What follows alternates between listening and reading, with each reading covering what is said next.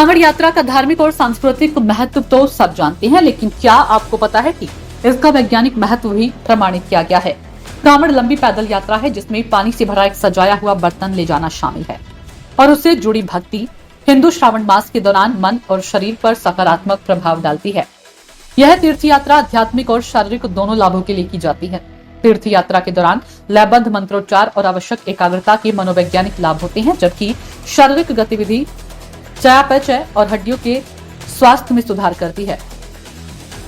यह वैज्ञानिक तथ्य चौधरी चरण सिंह विश्वविद्यालय के भौतिक विज्ञान विभाग के प्रोफेसर संजीव कुमार शर्मा के अध्ययन में सामने आए हैं। प्रोफेसर संजीव कुमार के अनुसार बिना जूते चप्पल के पैदल चलना एक विज्ञान है।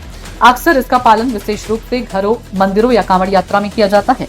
रेत, मिट्टी या मिट्टी के रास्ते में चलना बेहतर होगा, क्योंकि वहां हम पृथ्वी ग्रह के साथ कनेक्ट हो जाते हैं, जिससे हमारी नेगेटिव आयन पृथ्वी पर रिलीज हो जाती है।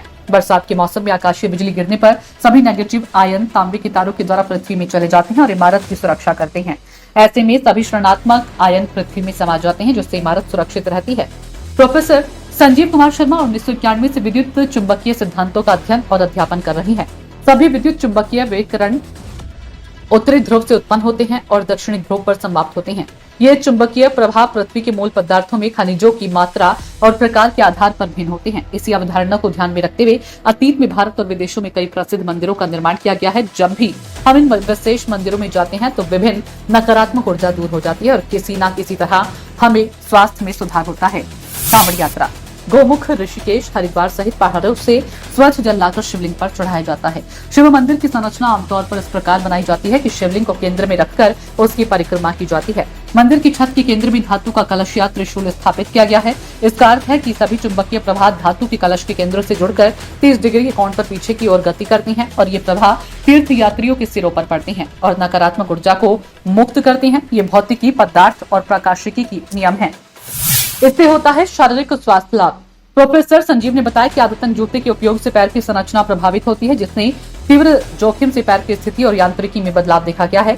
पैर अत्यधिक विशिष्ट होता है, इसकी संरचना और स्थिति में परिवर्तन कार्य क्षमता को प्रभावित करते हैं। नंगे पैर रेत, मिट्टी, पत्थर, खुरदरी और चिकनी सतह जैसे अलग अलग रास्तों पर चलने से स्वास्थ्य पर सकारात्मक प्रभाव पड़ता है। ये फिजियोथेरेपी का काम करता है। जापान, दक्षिण कोरिया और ऑस्ट्रेलिया ने नदियों के किनारों पर कई तरह के रास्ते बनाए हैं, जहाँ हमने उन रास्तों पर चलने का आनंद लिया है। नंगे पैर चलने से विकसित होते हैं सिनोप्टिक सिग्नल। मानव पैर में 2 लाख से ज्यादा तंत्रिका तंत्र होते हैं, जो शरीर के सबसे संवेदनशील अंगों में से एक बनाते हैं। नंगे पैर चलने से ये तंत्रिका तंत्र उत्तेजित होते हैं, जिससे शरीर के विभिन्न अंगों और प्रणालियों से जुड़े महत्वपूर्ण दबाव बिंदु सक्रिय होते हैं। ये उत्तेजना एक्यूप्रेशर के समान है, जो रक्त संचार में सुधार, ऊर्जा प्रवाह को संतुलित करने और समग्र स्वास्थ्य को बेहतर बनाने में मदद करती है।